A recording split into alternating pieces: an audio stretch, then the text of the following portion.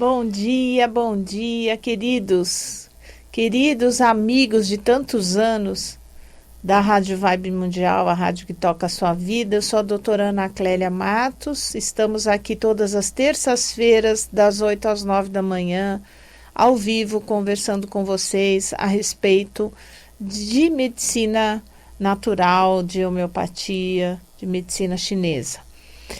Hoje é o nosso programa, não digo que é o último programa do ano, porque não é o penúltimo, mas é o programa que antecede o nosso Natal. E eu vou usar essa primeira metade do programa com muita alegria e com muito agradecimento a todos vocês, porque é uma gratidão permanente. Foram 26 anos de Rádio Mundial até agora. Vou iniciar o 27º ano, em 2024, e eu não poderia deixar de agradecer a você, que está há tantos anos, tantas pessoas que me escrevem, que vão até o consultório, que fala que já me conhece há 20 anos, já me conhece há 25 anos, já me conhece há 15 anos, e é você, esse ouvinte fiel, essa pessoa que escuta e que se interessa por um aprendizado que eu possa estar passando, que na verdade eu só compartilho aquilo que eu aprendo com vocês, porque nós temos que compartilhar conhecimento, por menor que seja, né? E é você que tem tanto amor e tanto reconhecimento e gratidão por essa minha profissão, pelo meu trabalho, é para você. Meu ouvinte fiel, meu seguidor fiel do Instagram, do Facebook, do YouTube, é a vocês que eu ofereço esse programa. Quero agradecer a todas as pessoas que me cumprimentaram no Facebook na data do meu aniversário, que foi sábado. Muita gratidão. Eu tentei responder a todos, mas pode ser que algum tenha escapado, porque são muitas e muitas mensagens, mas é com a mesma gratidão que eu venho aqui pessoalmente agradecer vocês. E nessa primeira meia hora do programa eu vou fazer algumas reflexões com vocês espirituais. Vou falar de Jesus. Eu vou me basear, eu gostaria de divulgar com vocês um livro que tem sido maravilhoso na minha vida. Eu quero que vocês... Esse programa está sendo gravado e aqui tem um livro do Yogananda, do Paramahansa Yogananda. É um autor clássico espiritual, ele é o autor da autobiografia de um yogi, né?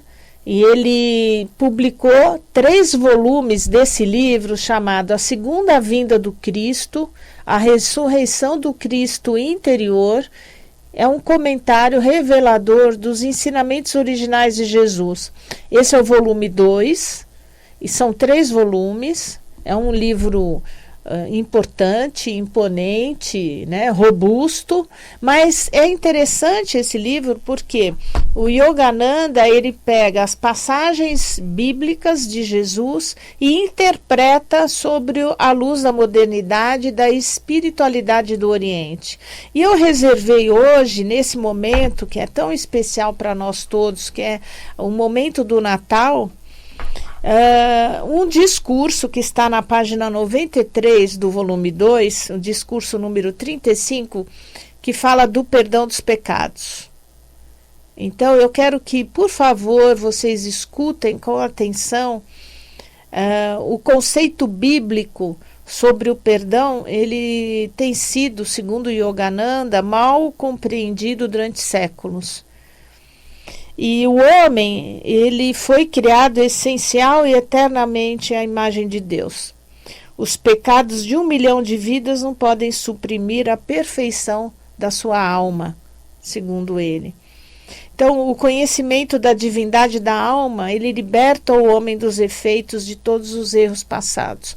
Baseado na crença das reencarnações e do conceito de karma, nós vamos agora levantar umas observações a respeito do que é o pecado, do que é de fato o pecado e do quão mal interpretado foi durante séculos pela Igreja o conceito do pecado.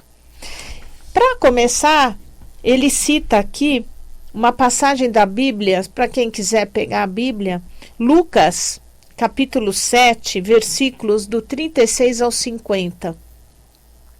E ele fala o seguinte: e rogou-lhe um dos fariseus que comesse com ele. E entrando em casa do fariseu, assentou-se à mesa.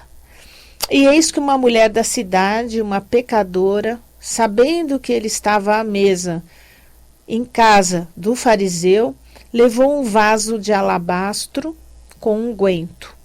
E estando por detrás, aos seus pés, chorando, começou a regar-lhe os pés com lágrimas e enxugava-lhes com os cabelos da sua cabeça. E beijava-lhe os pés e ungia-lhes com um unguento. Quando isto viu o fariseu que o tinha convidado, falava consigo dizendo, entre aspas, se este fosse profeta, bem saberia quem e qual é a mulher que o tocou, pois é uma pecadora. Fecha aspas. E respondendo, Jesus disse-lhe, abre aspas, Simão, uma coisa tenho a dizer-te. E ele disse, dize-a, mestre. Abre aspas, um certo credor tinha 2 devedores. Um devia-lhe 500 dinheiros e outro 50. E não tendo eles com que pagar, perdoou-lhes a ambos. Dize, pois, qual deles amará mais? Fecha aspas. E Simão, respondendo, disse, tenho para mim que é aquele a quem mais perdoou. E ele lhe disse, julgaste bem. E voltando-se para a mulher, disse a Simão, vês tu esta mulher? Entrei em tua casa e não me deste água para os pés, mas esta regou-me os pés com lágrimas e os enxugou com seus cabelos. Não me deste ósculo, mas esta, desde que entrou, não tem cessado de me beijar os pés. Não me ungiste a cabeça com óleo, mas esta ungiu-me os pés com unguento. Pois isso te digo, que os seus muitos pecados lhe são perdoados, porque muito amou. Mas aquele a quem pouco é perdoado, pouco ama. E disse-lhe a ela, os teus pecados te são perdoados. E os que estavam à mesa começaram a dizer entre si, quem é este que até perdoa pecados? E disse a mulher, a tua fé te salvou, vai-te em paz. Eu acho que o principal dessa passagem de Lucas é, a tua fé te salvou, vai-te em paz. Tudo parte de nós. Então, o Yogananda comenta o seguinte em seguida, a ilimitada misericórdia do amor divino foi demonstrada repetidas vezes naqueles que se tornaram devocionalmente receptivos ao Cristo presente em Jesus. Então, aqueles que foram receptivos ao Cristo presente no ser humano chamado Jesus. As palavras que Jesus dirigiu à mulher de má reputação expressaram a redentora compaixão de Deus, que responde prodigamente à oferenda do coração de um devoto que esteja especialmente permeada de amor. Essa graça livremente concedida é também expressa pelo Senhor no Oriente, no livro do Bhagavad Gita. Entre aspas, esse livro diz, mesmo o malfeitor consumado, que se afaste de tudo ou mais para adorar exclusivamente a mim, mesmo ele pode incluir-se entre os bons, em virtude de sua resolução correta. Ele se tornará rapidamente um homem virtuoso e obterá a paz interminável. Fecha aspas. Então, a lei do karma, ela governa cada ação da pessoa.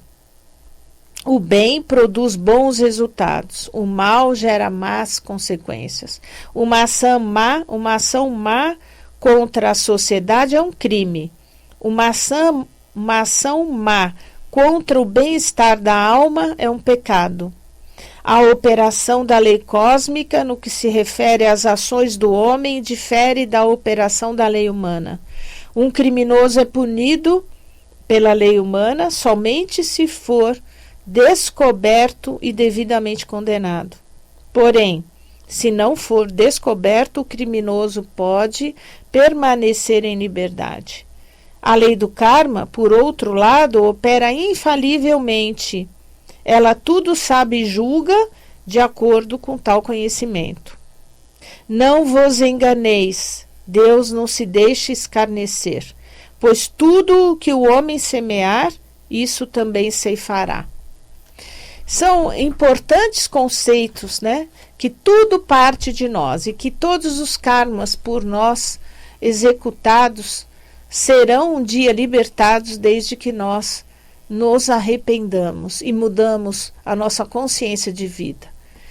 Então, séculos, volto a ler aqui, séculos de incompreensão dos conceitos bíblicos sobre o pecado e da sua suposta abominação aos olhos de Deus, criaram uma imagem popularmente aceita de um Deus todo-poderoso cuja ira contra os pecadores é impiedosa, implacável e de uma severidade vingativa. O homem intimidado se retrai com medo do julgamento do seu Criador. Todavia, os santos de todas as religiões, que no recolhimento interior da sua comunhão pessoal com Deus, alcançar a experiência da presença divina, declaram universalmente que a onipotência de Deus não se expressa como vingança, mas como amor, compaixão e bondade. Embora Deus seja o criador do ser humano e aquele que o sustenta, ele decretou que a lei da causa e efeito, ou karma, governe a vida de modo que o próprio homem seja o juiz de seus próprios atos. Por meio das boas ações, o ser humano compele a lei do karma a recompensá-lo. Quando resolve agir mal, então, de acordo com o próprio decreto e convite à lei do karma, ele mesmo dá origem ao seu próprio sofrimento. Então, tudo depende do ser humano. Quando nós estamos, de fato, agindo com a consciência e pedindo a ajuda de Deus e reconhecendo os nossos erros, nós somos recompensados com as bênçãos divinas. Tudo depende de nós. Deus não é punidor. Deus é só amor, compaixão e bondade. E aqui, mais para frente no livro, no final desse capítulo, nós já estamos aqui na página 112, o Yogananda ele fala que existem 5 maneiras, 5 métodos para superar os efeitos das más ações do passado, os efeitos do karma. E nós temos que buscar um desses métodos para nos redimirmos do karma e para sermos perdoados dos nossos pecados, né? Porque nós temos total liberdade de ação e de escolha. Então, eu acho que nesse momento, no Natal que nós estamos nos aproximando, é um momento de nós pararmos, refletirmos sobre a nossa vida, sobre o nosso passado, o passado deste e de outros anos que já se foram, e nós avaliarmos o quanto nós temos sido rudes primeiramente conosco mesmos, né? Nos julgando muito, nos punindo muito, nos exigindo muito, exigindo que sejamos perfeitos, que controlemos as nossas vidas, mas principalmente o quanto nós estamos sendo injustos com o próximo, com os familiares, com os amigos, com os colegas de trabalho, chefes, etc., com os vizinhos, com todos. Então, quem somos nós para julgarmos? Vamos julgar a nós mesmos e vamos utilizar maneiras de redimirmos os nossos pecados, de nos arrependermos completamente, Temos expansão de consciência, que foi o que aquela pecadora aos pés de Jesus, ela é uma mulher muito pecadora, que todos julgavam. E de repente ela pede, e ela se redime, ela desce aos pés de Jesus, e ali ela se redime dos pecados. E diziam nas escrituras que Jesus tinha uma capacidade enorme de reconduzir as pessoas a um outro lugar de consciência. A emanação da luz era tão intensa de Jesus que estar na presença dele já era transformadora. A outra mulher que tocou o manto de Jesus e se curou de uma hemorragia crônica de anos, onde as mulheres que tinham uma hemorragia uterina naquela época fugiam da cidade, viviam marginalizadas, sozinhas, eram tidas como impuras. E a fé daquela mulher foi tão grande que só ao tocar o manto daquela iluminação divina, e Jesus sentiu sair a energia, e ele volta e pergunta quem me tocou, sendo que uma multidão enorme estava ao redor dele. Então aquela mulher se curou. Então a capacidade de cura é nossa. Mas se nós utilizarmos a nossa fé e a nossa expansão de consciência e nos conectarmos a essa luz crística representada por um ser humano chamado Jesus, a nossa capacidade é infinita de transformação e de evolução. Então, ele fala que existem 5 maneiras de nós nos redimirmos, né, dos nossos karmas.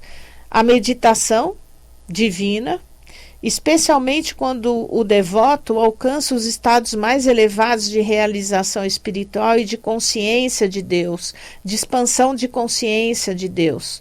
É a maneira mais segura de consumir os resíduos de todas as más ações desta vida e de encarnações anteriores, bem como de estimular os traços das boas ações.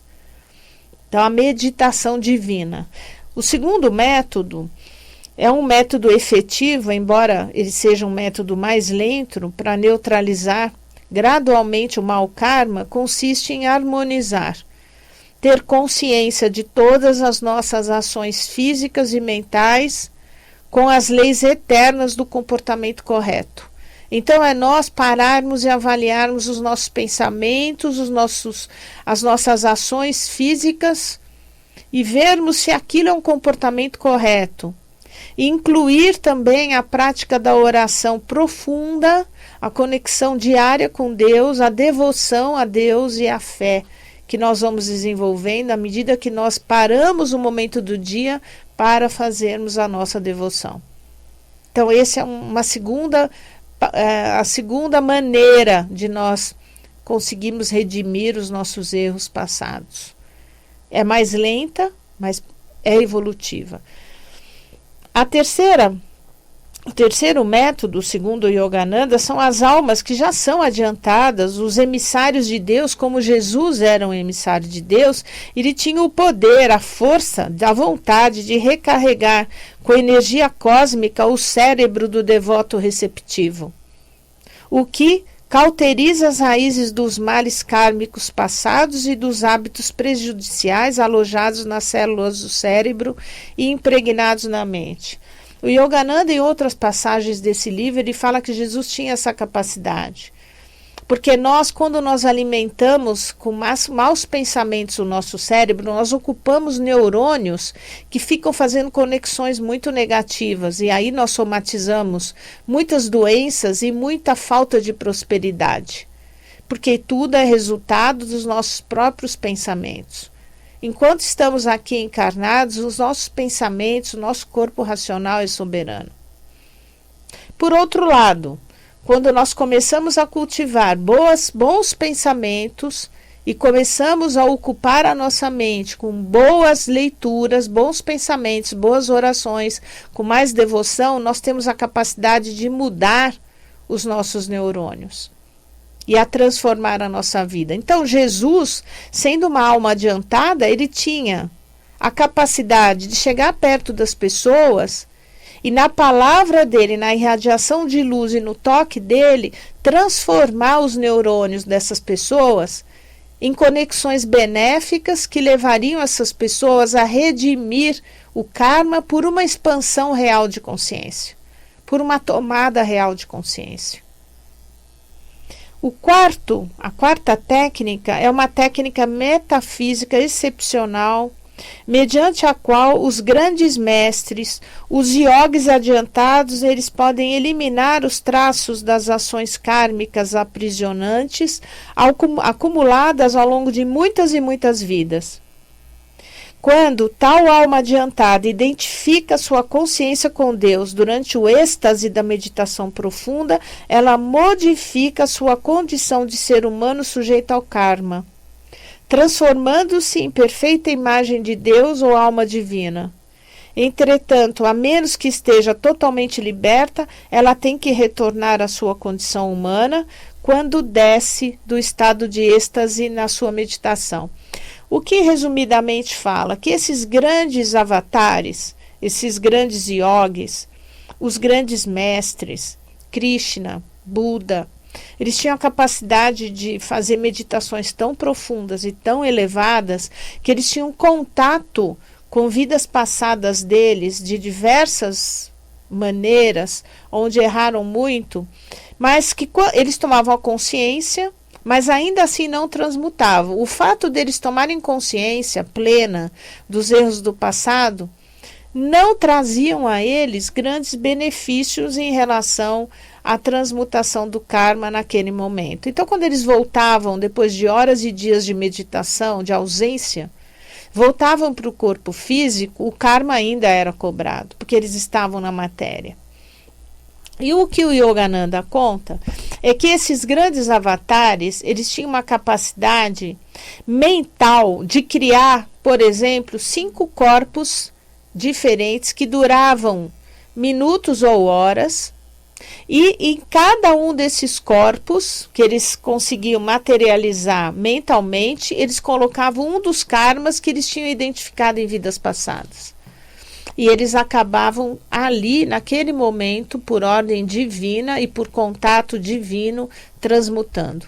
Então, isso são situações extremas, né, de momentos importantes desses grandes mestres. Mas isso é para mostrar que mesmo sendo um grande mestre, voltando para o corpo, o karma ainda continua e eles se esforçavam para transmutá-los.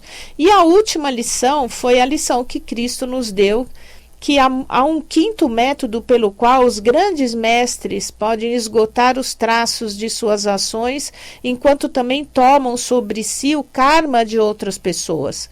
Os mestres e os salvadores, como Jesus, podem oferecer o seu próprio corpo para que experimente não apenas o seu próprio karma, mas também o de outras pessoas, a fim de ajudá-las no caminho da libertação.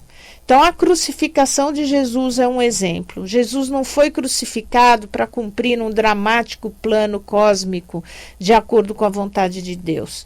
O seu sofrimento na cruz foi resultado de algumas de suas próprias ações e de haver tomado sobre si parte das consequências dos atos pecaminosos de seus discípulos e seguidores.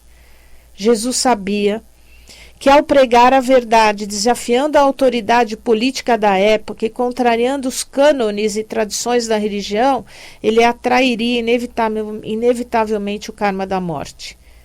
Com a obra que levou avante durante a sua encarnação, ele havia criado uma causa que, de acordo com a lei e o entendimento prevalecente daquela época, estava destinada a ter consequências fatais.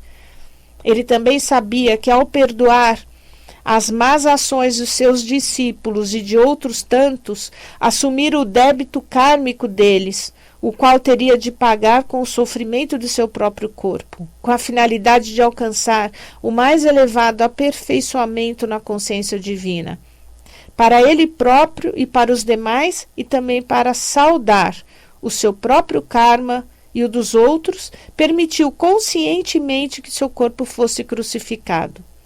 Que esse sacrifício supremo libertou-se das sujeições cósmicas com esse sacrifício e da sua encarnação mortal, e tanto ele como outros reconquistaram a imortalidade.